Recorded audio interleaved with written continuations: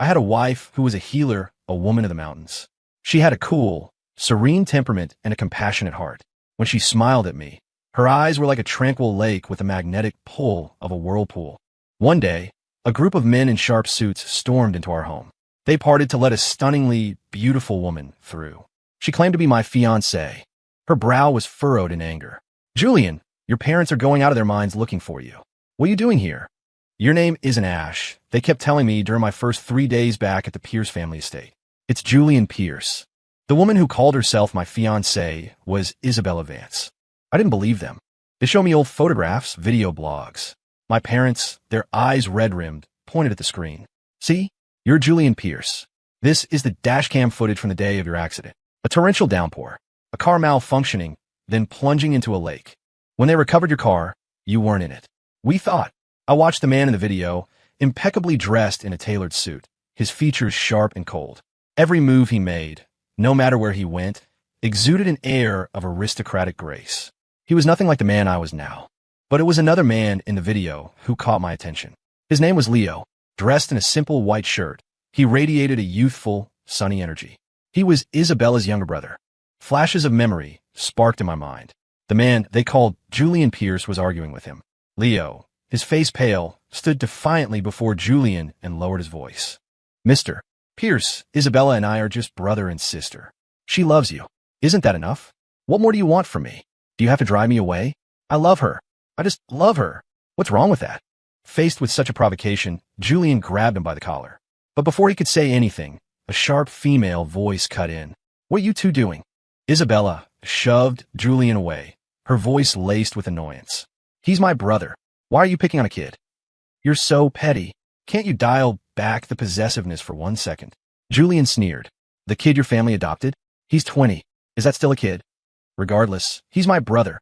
Isabella pulled Leo's arm protectively. Hidden from review, Leo shot a triumphant, defiant look at Julian over her shoulder. "Isabella, our wedding is off." Julian pulled a ring from his pocket and tossed it into a nearby trash can. "Fine by me. My mother, Mrs. Pierce, looked at my bewildered face now. My mind was a complete blank. Clara went out to see a patient. She'll worry if she comes home, and I'm not there. I have to go back. Julian, please don't scare me. Your fiancé is Isabi." A creak of the door interrupted her. Someone pushed it open.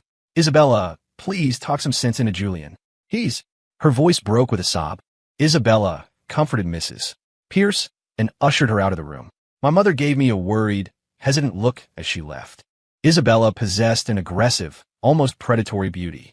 Standing there in the room, a simple arch of her dark eyebrow was enough to convey a world of charm.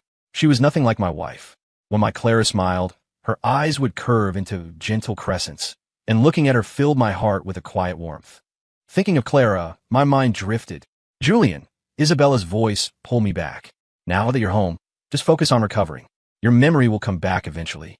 And I've missed you so much." Her hand reached for mine, but I flinched away on instinct. "I have a wife," I said, my tone sharp.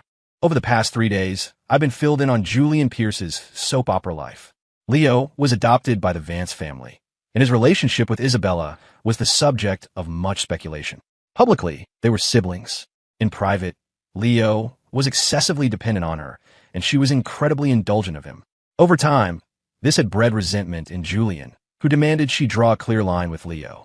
Isabella, proud and headstrong, accused Julian of having a dirty mind and not trusting her. When Leo learned of Julian's ultimatum, he offered to move out and live on his own. This made Isabella feel guilty, and she showered him with even more care and attention. The two were constantly seen together, making Julian, the fiancé, look like the bad guy trying to break up a happy family. After calling off the wedding, Julian had abruptly left. No one knew why he'd suddenly gone to some remote place. Now, hearing my words, Isabella's beautiful face fell. "Julian, don't play these sick jokes. This is your home.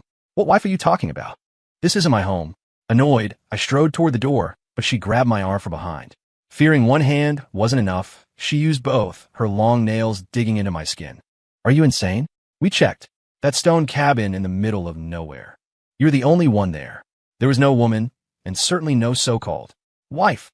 Julian Pierce, how long are you going to keep up this amnesia act?" "Amnesia act? Miss Vance, whether I'm really Julian Pierce or not, you have no right to speak to me in that tone." For 3 days, you've been parading around in front of me, ignoring my wishes and dragging me here against my will. What gives you the right to restrict my freedom?" Her eyes turned red as she shouted, her voice cracking. "Because I am your fiancé." "Julian, stop this nonsense." I gave a contemptuous laugh. "Let's put aside the fact that I already have a wife. Even if I didn't, the man named Julian Pierce already called off your wedding." Isabella seethed. "So, you deliberately invented a wife just to piss me off?" I chuckled softly. "Let's just say I've gone mad. Madly in love with her. Are you satisfied?" Isabella's pupils contracted, her grip loosening. I pulled my arm free and slammed the door on my way out. My parents forced me to go to the hospital for an evaluation. The doctor said I'd suffered a severe head trauma and was still in recovery, with total memory loss. The most serious diagnosis was that I had developed a delusional disorder. I had fantasized a wife who didn't exist in the real world. No woman would marry a seriously injured man with no identity. And no man would marry a mountain healer to be his wife. They thought I was having a psychotic break. But I remembered her face so clearly. I remembered her brewing herbal remedies for me, wiping my brow. I remembered her in a red dress as we bowed to the heavens and the earth. She had smiled and said, "This makes us family, right?" Family. I had found a family, and now she was all alone in that mountain cabin. If it weren't for her, I would have died in that river. After she rescued me, she took me to the county clinic for treatment, running up a debt to do it. After I was discharged, she went up the mountain to dig for herbs, and she prepared chicken and duck broth for me. Once I tried to help in the kitchen. She put her palms together in a prayer. Taking a life is a last resort, but saving a life is the highest calling. I will pray for your souls after you're gone. The moment she finished speaking, she expertly twisted the duck's neck with a swift, clean motion. Plucking, cleaning, gutting, starting the fire, stewing the soup. All the while, our big yellow dog, Buster, was drooling and barking at her feet. The warmth of a home. She had been so vividly real. Yet my family said I was delusional. They were wrong. I had to find her. I remembered the traces of my treatment at the county clinic and planned my escape. In the middle of the night, just as I slipped out of the house, blinding headlights flooded my vision. Isabella appeared, sighing. "Where are you trying to go? I'll take you. On one condition. You stop hiding your medication and take it like you're supposed to." I wasn't sick. Why should I take medicine? But to get to the county, I swallowed the pills. When we got to the clinic, I asked to see my medical records. I gave them my name, but they told me they had never admitted a patient named Ash. As for the healer I described, they all just shook their heads, saying they didn't know who I was talking about. I went back to the stone cabin. It was exactly as I had left it. Just as Isabella had said, there was no one here, certainly no woman. How could there be a wife? A dull ache started in my head. "Julian, do you really have amnesia? Do you truly not remember this place? I've been here before. I know you were angry that Leo and I went on a road trip without you," Isabella said. "We came here hiking, took a lot of pictures, and now you're telling me you have a wife who lives in this godforsaken place? Who could possibly live here? Julian, even if you want to get back at me, you shouldn't have to stoop to such a pathetic lie." Her questions grew louder and louder, like a mallet striking a bronze bell, the ringing echoing in my skull. A tsunami crashed through my mind, waves of memory slamming against the shore. My head was splitting apart. I held my breath, my chest heaving, and stumbled against the stone wall for support. Isabella looked at me with a complex expression, her lips moving, but I couldn't hear a word. Her face blurred, alternating with Clara's. Suddenly, the chaotic thoughts ceased. Isabella's voice became crystal clear. "Leo is just a kid. He's not mature yet. We can't be so extreme. Once I've guided him onto the right path, we can have our wedding." I looked down at her, a calm, detached smile on my face. "The ring is gone. The wedding was called off a long time ago." Isabella's lips curved into a smirk, mocking me for finally dropping the amnesia act. "All right, we should be heading BA." Before she could finish, her phone rang. Leo's voice echoed clearly through the mountain forest. "Bella, help me. You don't have amnesia anymore. Go back by yourself and cool off." "Oomph." Isabella turned and hurried away. Just then, my memory had returned. Isabella and I were childhood sweethearts. Our parents, worried we'd resist the idea of an arranged match, had us spend time together from a young age to cultivate a relationship. When we were little, she was always orbiting me, passionate and bold. She confessed her feelings openly, never knowing the meaning of subtlety. Sometimes she got on my nerves. "Can you be a little less obvious?" She would laugh. "I want the whole world to know you're mine, so all the other vixens will stay away." Childish. It's called simple, direct affection. "Do you like me?"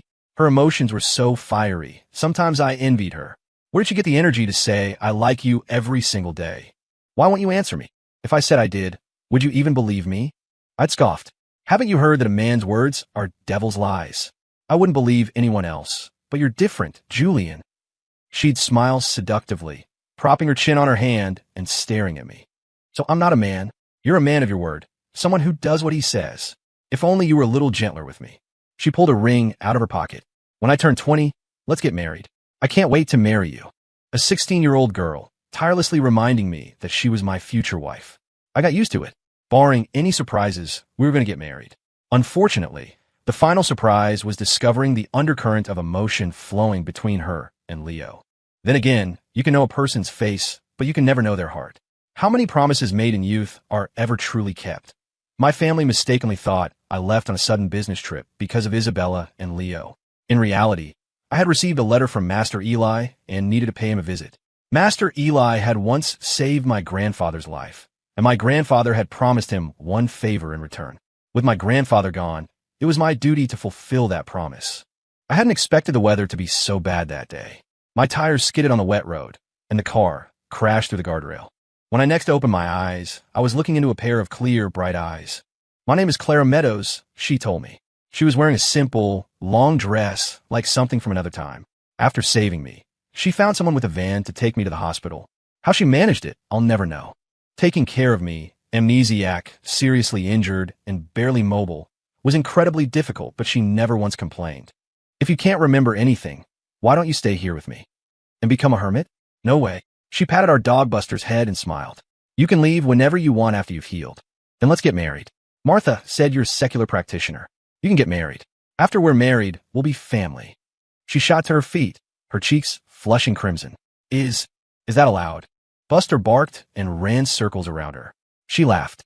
After we get married, we'll be family, and we'll live a good life together. At that time, I was still badly injured and couldn't do anything except help her dry herbs in the sun. Even now, the faint scent of herbs lingered in the cabin. I belatedly realized that Clara used an old candy bar phone. She lived a lonely life, isolated from the rest of the world. Who was she, really? Those memories felt like a lifetime ago. After Isabella left, I finally remember Master Eli. I followed the GPS directions deeper into the mountains, heading for Viridian Peak, where Master Eli had built his sanctuary. The long flight of stone steps left me breathless. As the last rays of sunset faded, I gently pushed open the gate and found myself face to face with a young woman holding a broom. Wife. The words slipped out reflexively. It was Clara. Woof, woof, woof. Buster was there, too. Seeing her, I squeezed my eyes shut, then opened them again. I confirmed that the person before me was not a hallucination, not a delusion. My heart surged like a tidal wave. Ash, you're finally back. You disappeared so suddenly, Clara was scared to death. I told her you'd come back for her. What are you two just standing there for? Martha waved us over with a smile. I just finished making a simple dinner. Come eat. I even managed to catch a fish. You look like you've recovered well. Can you eat meat at a sanctuary? It's monks who can't eat meat. Practitioners like us aren't so strict. Our way is about following nature, not getting caught up in appearances. Throughout the meal, Clara was silent. She didn't ask where I had been. It was as if I'd never left. After dinner, I stood up out of habit to wash the dishes. When I reached for her bowl, my hand brushed against hers. She looked up, her bright eyes meeting mine, her cheeks flushing. I can do it. My heart skipped a beat. No need. I gripped the bowl tightly to stop myself from reaching out and pinching her fair cheek. After washing the dishes, I leaned against the doorframe and watched her sit in the courtyard. Just as I was about to walk over to her, my phone vibrated in my pocket, shattering the night silence. She looked over. We stared at each other without a word. Martha was the one who broke the silence. Ash, let's talk. She led me to a side courtyard. You found your family, haven't you? My vibrating phone had given everything away. My silence was my confirmation. What's your real name? Julian Pierce. The Pierces of Ridgeline City. Her forehead, etched with wrinkles, furrowed like a small mountain range. You've regained your memory. It was a statement, not a question. She looked shocked. What are you and Clara going to do? I'll take responsibility for her. I heard you have a fiancé. We broke it off. We split up a year ago, I said. I'm taking her with me this time. That's not my decision to make. Before old Eli passed away, he sent a letter to your family asking for a favor, to help her with her education. Clara was an orphan, found by Master Eli as a baby and raised on the kindness of the small mountain community. She had never received a complete, formal education. All her learning was in traditional arts and philosophy.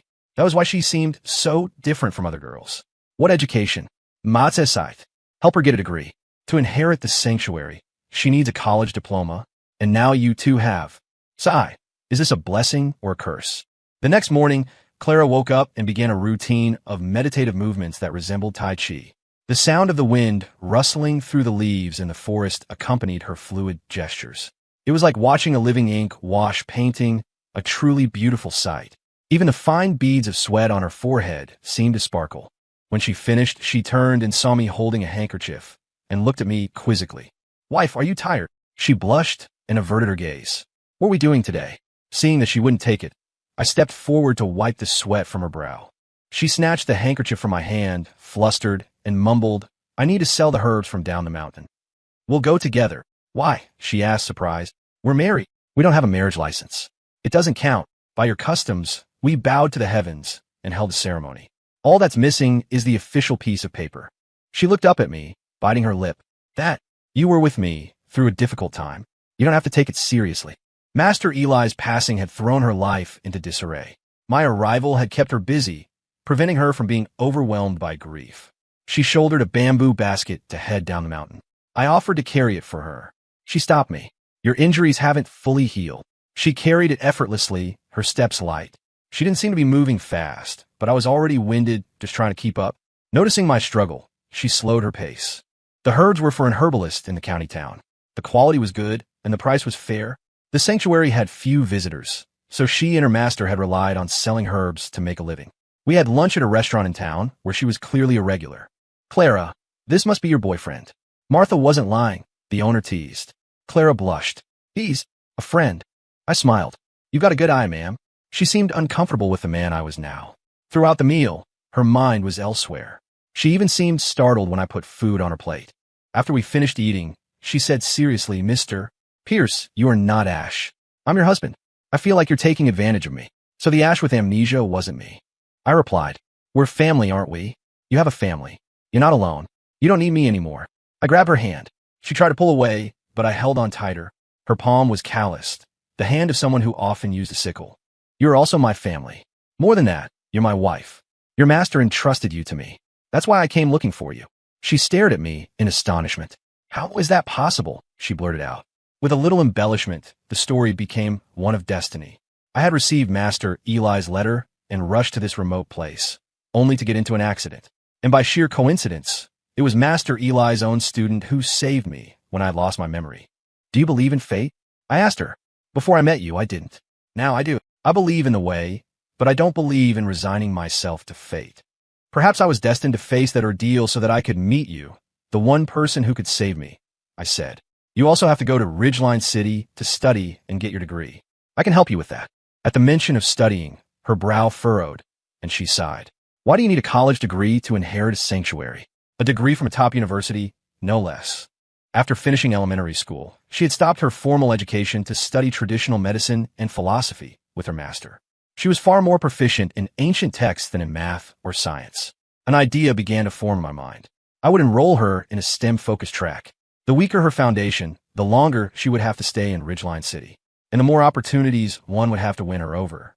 When I brought her back to the city, I hesitated. If I hadn't regained my memory, I wouldn't have dared take her to meet my parents. But I was doing nothing wrong, so why should I hide? I had initially worried that Clara would feel awkward and out of place in the city, but my fears were unfounded. She was perfectly composed, carrying herself with a natural shield of serenity that allowed her to speak to others with ease. She wasn't the country bumpkin I had half expected her to be. We walked into the house, and a familiar voice drifted from inside. Mr. and Mrs. Pierce, don't worry. Julian hasn't lost his memory. He'll be back soon. He hasn't, my mother said. Then where has he been for over a year? Canceling the wedding and not even coming home? It was all a misunderstanding. Julian and I cleared the air last time. We should start preparing for the wedding again. Just as she finished speaking, our butler announced, Sir, madam, the young master is home. Every head in the living room swiveled in our direction. Miss Vance, please don't make jokes like that. I'm a married man. I wouldn't want my wife to get the wrong idea. She's not easy to console. Standing beside me, Clara's bright eyes dimmed slightly when she heard Isabella's words. But when she heard mine and felt my hand tighten around hers, a bit of color returned to her face. Isabella shot to her feet, her eyes narrowing as she stared at our joined hands. My parents rushed over, emotional. "You're finally back. We couldn't reach you yesterday. We were so afraid you'd had another accident." Once they were sure I was okay, their attention shifted to Clara. "And who is this young lady?" I smiled. "This is Claire Meadows. I mentioned her before. She's my wife. She's the one who saved me. Honey, say hello to Mom and Dad." She almost followed my lead and called them Mom and Dad, but caught herself. "Hello, Mr. and Mrs. Pierce. Too bad, I almost had her." I playfully nudged the back of her hand with my finger. "Impossible." Isabella's face darkened. "Julian Pierce, if you want to fight with me, you don't have to stoop to finding some country girl to provoke me." "I'm not that bored," I said calmly. "Honey, this is my ex-fiancé. Don't worry, we broke things off cleanly a year ago." "Julian Pierce." Isabella started towards me, her voice trembling. I ignored her and turned to my parents. "It's been a long day. I'm going to take her upstairs to rest." Isabella tried to block my way. The butler, ever perceptive, stepped in with a smile.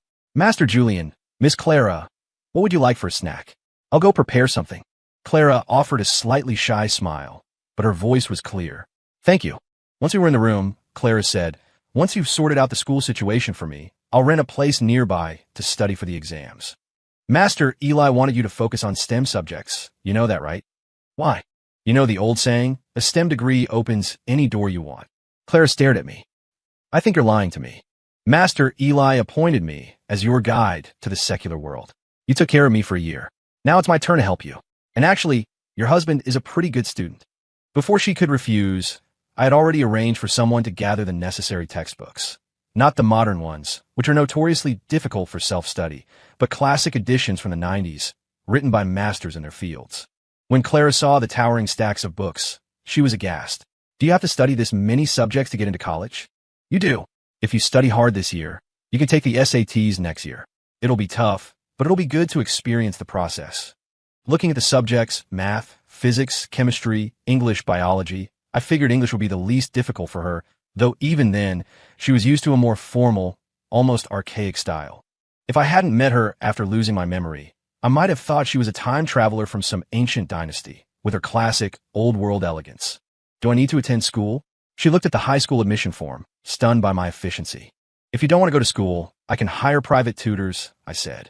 "But Master Eli hoped you would go to school to interact with more people and integrate into modern society." At the mention of Master Eli, her eyes flickered with emotion, and she couldn't help but sigh. "Seems like a lot of trouble." She nodded, then fell silent for a moment. "I'll go to school." As she opened a textbook, her brow furrowed even deeper. At dinner, her low spirits were obvious. I took her for a walk around the neighborhood to talk about the school and help her prepare mentally. "Do you want to live in a dorm or off campus?" For a high school student, she was older than her peers and had a lot to learn. She would need a quiet environment to study. "Off campus," Clara said. "I'd like to rent an apartment near the school." "All right, leave it to me. I'll pay my own rent." "No need. You took care of me for so long. It's my turn now. Your husband is quite capable, you know." Clara shot me an annoyed glare. "Can you stop taking advantage of me like that? Am I wrong? Is there a problem with what I said?" Clara was speechless. My biggest worry was the psychological toll school would take on her. Physically, in her early 20s, she didn't look much different from the 17 and 18-year-old girls. But I was more concerned about the blow to her spirit. I could foresee the immense challenge she would face starting high school with virtually no foundation. For what I knew of her, she was humble on the surface, but proud underneath. The next day, I personally drove her to the school and spoke with the principal. To create a good learning environment, I had her placed in the honors track. The homeroom teacher, curious about her academic level, gave her a copy of the last practice exam. Aside from the English section, she left most of the papers blank. Before heading to school, she had a look of anticipation on her face. When she came out, she was clutching the exam papers, her eyes downcast. "Math, physics, chemistry, biology. There are barely any words, just symbols. It's all so abstract." She was completely demoralized. "That's science," I said. "Science is abstract by nature. Language is abstract too. You just have a good foundation in it, so your logic flows, and it doesn't seem difficult. By the way, you should probably start writing in a more modern style." She nodded. "It seems there's a lot to learn. No wonder Master told me. I had to go to school. If I don't keep up with society, the sanctuary will be left behind. I had already arranged for an off-campus apartment for her, a 3-bedroom near the old campus, fully furnished with all the necessities. She was taken aback. You're living here, too? Yep. I'm your husband and part-time guardian. She took a deep breath, folded the exam papers neatly, and managed to smile. You don't have to feel obligated because of what happened in the mountains. You've done more than enough to help me. From now on, I need to focus on studying. Clara, I said, taking her hand. We're husband and wife. We're family, right? Her lips parted slightly. My phone rang. It was Isabella. She pulled her hand away. You should get that. I can handle things here. She gathered a pile of books and carried them into the bedroom. I'm going out to buy us some dinner. I declined the call. Okay, she said, then paused. She pulled a small, embroidered pouch from her faded canvas bag. It was full of cash. How much will it cost? I was genuinely surprised she was using a drawstring pouch as a wallet. People don't really use cash anymore. They use this. I waved my phone. I needed to get her a smartphone and a laptop. But I also worried she'd get addicted to TikTok or spend too much time online, neglecting her studies. I was finally experiencing the trials of raising a daughter. I went out to get food. The area around the school was full of restaurants. Seeing the vibrant, energetic students and thinking of my healer wife tackling high school to get into college, a smile spread across my face. Why didn't you answer my call? Isabella was standing there, her expression grim. What are you doing? None of your business. You're dating a high school student? Are you insane? You're having me followed? My face went cold. She's the same age as your brother. Compared to your twisted relationship, a real marriage like ours is perfectly normal. The restaurant had my takeout order ready. I was about to pay with my phone when Isabella snatched the bag from my hand and threw it on the ground. Julian Pierce, what does that illiterate nun have that I don't? You actually fell for a recluse. You really know how to humiliate me, to disgust me. Her beautiful face was twisted with rage. She's not a nun, she's a healer. And my feelings for her have nothing to do with you. Don't flatter yourself. I waved my hand, dismissively annoyed. Worried Clara was hungry. I ordered 2 portions of stir-fried noodles and 2 hearty soups to go. When I got back to the apartment, I found her sitting at her desk, engrossed in a middle school math textbook, studying intently. She was so focused she didn't even notice I was back, as if she were in her own little world. Under the warm yellow lamplight, watching her, my own agitated heart naturally grew calm. It wasn't until she stretched her back that she noticed me and jumped. You're back. Why didn't you say anything? I didn't want to disturb your studying. How's it going? Making any sense? I gestured for her to come eat. I think I get it, she said, but I can't tell if I really understand it or just think I do. Wife, if you call me husband, I'll tell you how to know the difference. I gazed at the classic beauty before me, who looked as if she had stepped out of a painting. The more I looked at her, the more beautiful she became, a captivating mix of purity and restrained allure. There you go again, taking advantage of me. She glared, biting her lip. Ash. The moment she said it, she knew she had misspoken. But hearing her say that name sent a sweet warmth through my heart. Come here, I'll teach you. To avoid distracting her, we slept in separate rooms. Of course, my goal was to cultivate a healthy, conventional relationship with her. Being with her had made my own lifestyle much healthier, in every aspect from diet and routine to general well-being. To impress her, I occasionally found myself brushing up on high school subjects. As a man, there's a part of you that's paternal. Seeing the woman I liked look at me with admiration could make my whole day. But there were also problems. The biggest one was how to get her to sign a marriage certificate with me. The other was Isabella's incessant harassment. She's a recluse, Isabella would say. Once she gets into college, she'll go back to inherit that sanctuary. How could she ever marry you? She's a healer. Who says healers can't get married? Her philosophy is about following the natural way, not being bound by rigid rules. You would hurt me and abandon me for an illiterate healer? She'd cry, incredulous. We have nothing to do with each other anymore. There's no hurt or abandonment to speak of. I heard Leo has left the Vance family. I wish you both the best. Spending time with Clara had made me a more peaceful person. Coming home to a single light left on for me, and meeting her eager eyes, waiting for me to help her with a difficult problem. There was nothing better in the world. When she was tired from studying, we would walk along the river to clear our heads. Wife, I asked her one day, which do you like better, the city or the sanctuary? They're both good. Her knowing smile made my heart burn. It was as if Isabella couldn't understand plain English. She kept coming to bother me. Are you really going to marry that little healer? Do you know how many people are laughing at you? She's useless to your career. She looked aggrieved, just like the teenage girl who used to chase after me in high school. But that look no longer moved me. Things are good now. You and Leo can be together openly, and I have someone I love. We all have bright futures ahead of us. No, there were dark circles under Isabella's eyes, and her lips trembled. Julian, we were childhood sweethearts. We were engaged. It wasn't supposed to be like this. Isabella, I said, looking at her calmly. Regardless of what's going on with you and Leo, I'm married. Clara may seem gentle, but her jealousy can be quite formidable. She's a healer, an illiterate one at that. What's wrong with being a healer? Is there a shortage of well-educated villains in the world? She's more honest, kind, and clear-headed than most people. She doesn't need me. I need her. Isabella's face went pale. One day, she'll have to inherit that sanctuary. She'll leave you. Hearing this, I chuckled. I'll worry about the future when it gets here. We have 2 years of high school and 4 years of college together. She was shocked that I had it all planned out. I noticed a ring on her finger, the one I had thrown in the trash. Isabella, some things just don't fit, no matter how much you want them to. Like that ring. It's too loose. It looks like it could fall off your finger at any moment. Let the past go. The color drained from Isabella's face. She fidgeted with the ring on her finger. Her lips parted as if to say something, but no words came out. After 2 years of arduous study, though Clara wouldn't see it that way, sometimes finding it tedious, other times fascinating, the tedium was in the endless practice problems. The fascination was in watching her test scores steadily rise, climbing exponentially from the bottom of the class. After 2 years, when it was time for college applications, she achieved an unexpectedly high score on her SATs, enough to get into a top-tier university. The school called it a miracle. She wasn't too happy about that, feeling the word miracle dismissed her 2 years of hard work. You have to understand, effort alone can't always bridge the gap in talent, I explained.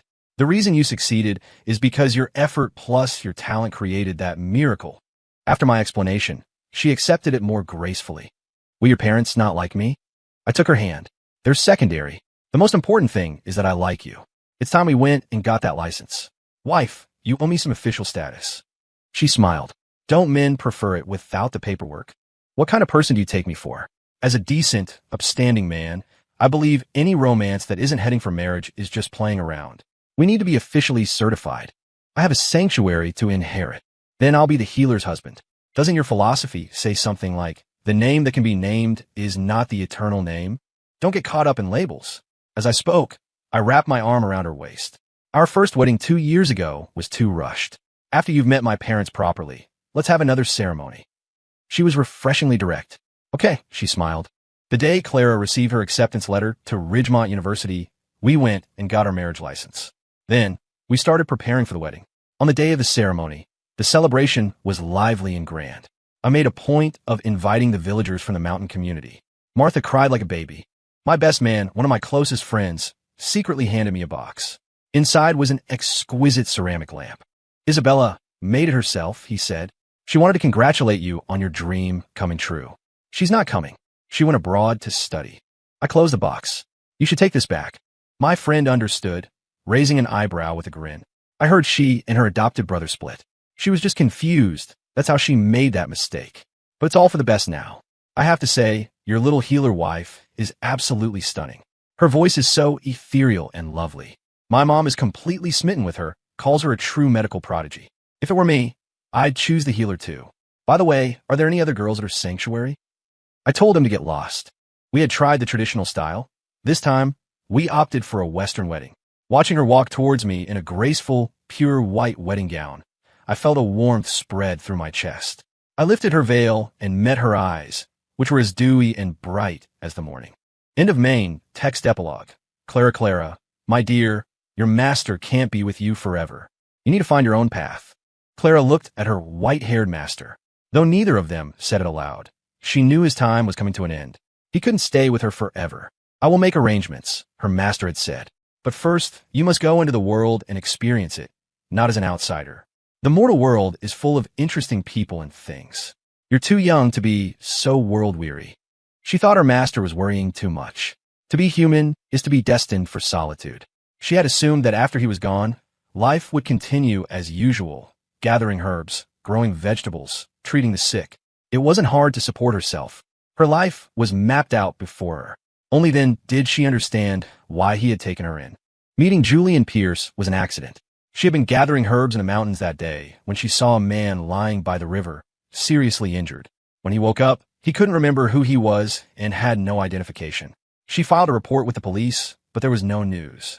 His injuries made it difficult for him to climb the mountain to the sanctuary. So, as a compromise, he stayed in the stone cabin at the foot of the mountain. He had undergone surgery and needed a long period of convalescence. It was the first time she had cared for such a seriously ill patient. Watching him regain his strength day by day brought her immense joy.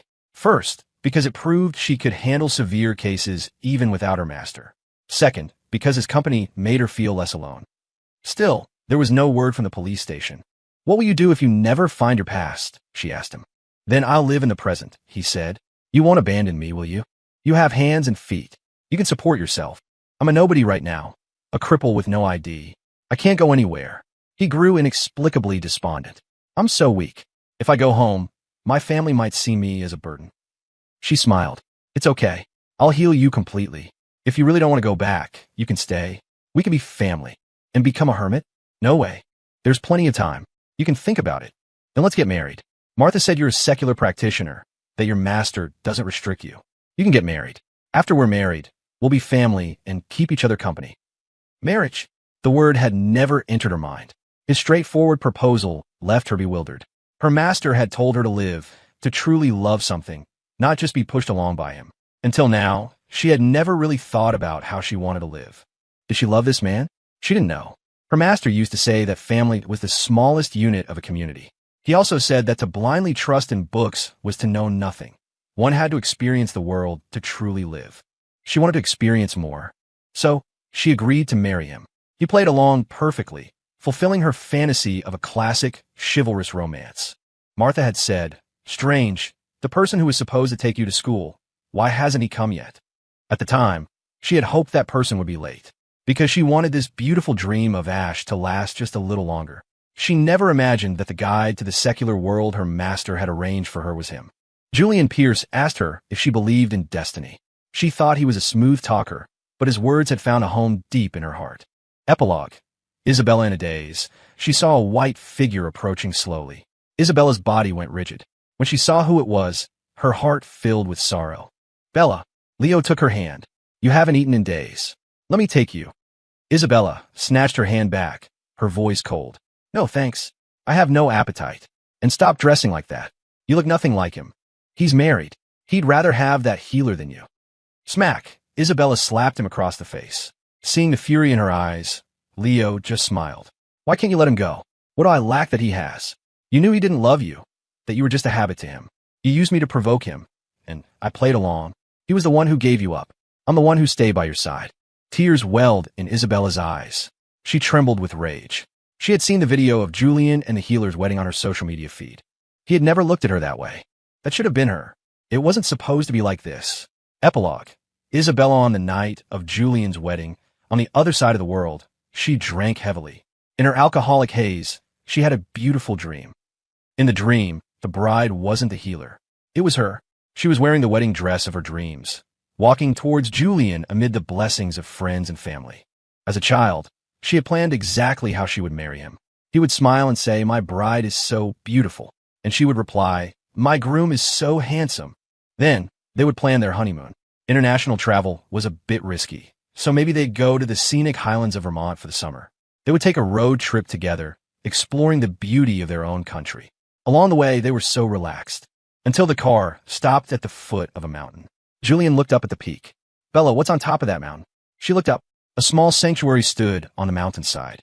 At that moment, the dream shattered. She woke up. She opened her eyes slowly, staring blankly at the ceiling. The living room was too quiet, littered with empty bottles. The silence was suffocating.